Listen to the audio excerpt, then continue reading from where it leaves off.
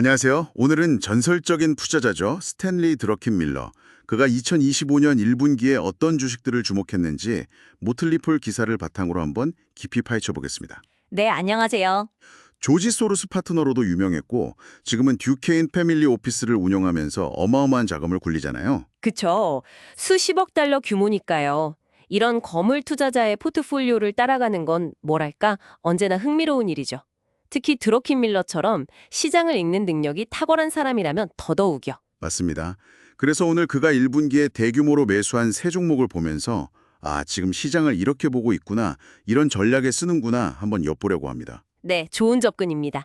세 종목을 보면 그의 현재 시각이 좀 보일 거예요. 자, 그럼 첫 번째 종목부터 볼까요? 도큐사인이네요. 도큐사인. 전자서명 쪽에서는 뭐 거의 대표 주자죠. 네, 포춘 500대 기업 대부분이 고객이고 전체 고객 수가 한 70만 정도 된다고 하죠. 맞아요. 꽤 많죠.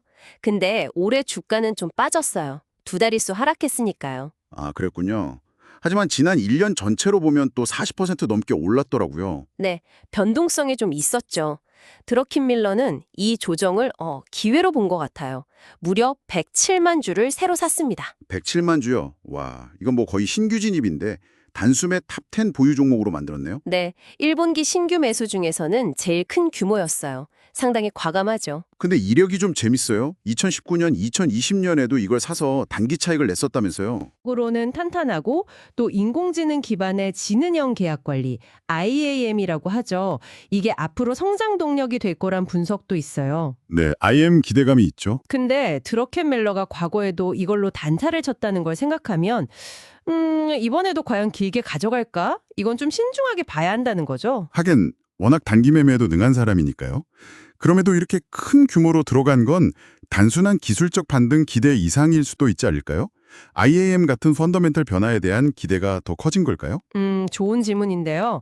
주가 하락 자체도 매력적이었겠지만 말씀하신 대로 IAM 같은 기술 혁신이 가져올 변화에 대한 기대감, 이것도 분명 작용했을 수 있습니다. 하지만 역시 그의 과거 패턴을 보면 단기적인 어떤 촉매제나 시장 상황 변화를 보고 들어갔을 가능성, 이것도 열어둬야 합니다. 알겠습니다. 도큐사인은 약간 기술주 반등이랑 성장성 베팅의 교집법 같은 느낌이네요. 자, 그럼 다음 종목으로 넘어가 볼까요? 이건 좀 더 논쟁적일 수도 있겠어요. 플러터 엔터테인먼트. 플러터. 팬듀얼 같은 브랜드 가지고 있는 세계 최대 온라인 스포츠 베팅 및 게임 회사죠. 네, 이것도 변동성이 꽤 컸다면서요? 네, 지난 1년 보면 40% 넘게 올랐는데 올해 초에는 또 30% 넘게 훅 빠졌다가 다시 좀 회복하고 약간 롤러코스터를 탔죠. 그런데 드로켄 밀러는 이 하락기에 지분율을 이게 맞나요? 1985.5% 늘렸다고요? 네, 맞습니다. 1985.5%. 이건 정말 어마어마한 증가죠. 거의 없던 지분을 갑자기 이렇게 늘린 거잖아요. 그렇죠. 1분기 그의 포트폴리오의 내 모든 주식 중에서 증가율로는 압도적 1위였습니다. 정말 공격적인 베팅이에요. 아니, 이렇게까지요?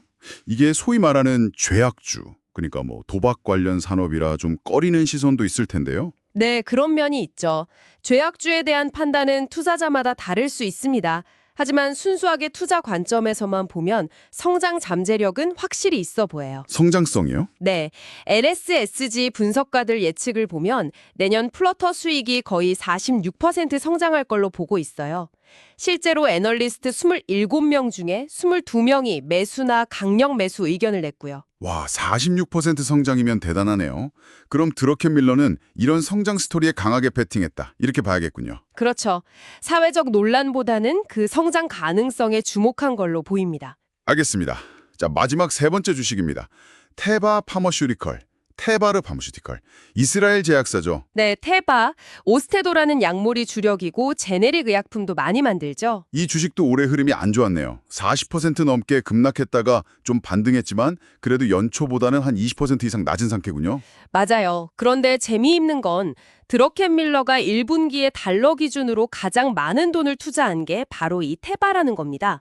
금액 기준으로는 테바가 1등이에요. 네, 지분율을 65% 넘게 늘렸어요. 그래서 분기 말 기준으로 보면 그의 포트폴리오에서 두 번째로 큰 비중을 차지하게 됐습니다. 와, 이것도 의미심장한데요.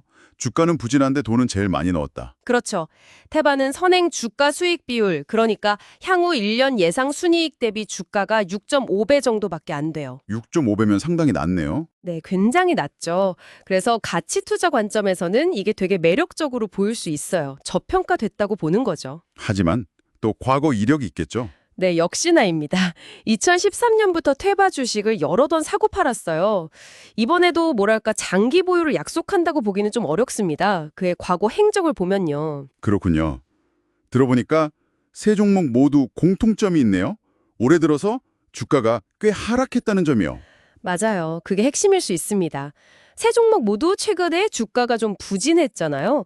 이걸 보면 드러켄밀러가 단기적인 가격 반등을 노리는 소위 딥바잉 전략을 썼을 가능성이 높아 보입니다. 아, 저가 매수 전략이요. 네.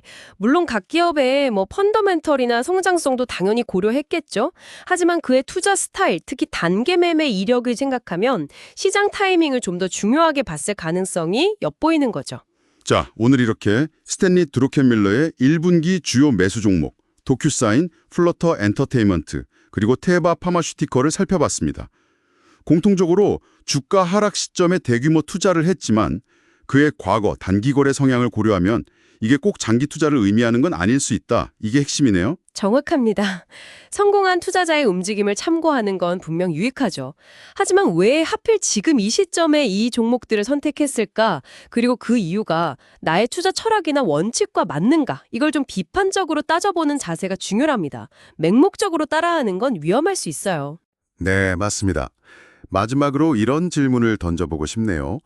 드루켄밀러처럼 정말 시장의 흐름을 잘 읽어내는 거물 투자자가 특정 시점에 그것도 주가가 하락한 주식들을 대량으로 매수했다는 사실, 이게 단순히 싸게 사서 비싸게 팔겠다는 그 의도를 넘어서 어쩌면 우리 같은 일반 투자자들이 놓치고 있는 어떤 가까운 미래의 시장 변화나 혹은 특정 산업의 변곡점에 대한 신호일 수도 있지 않을까요?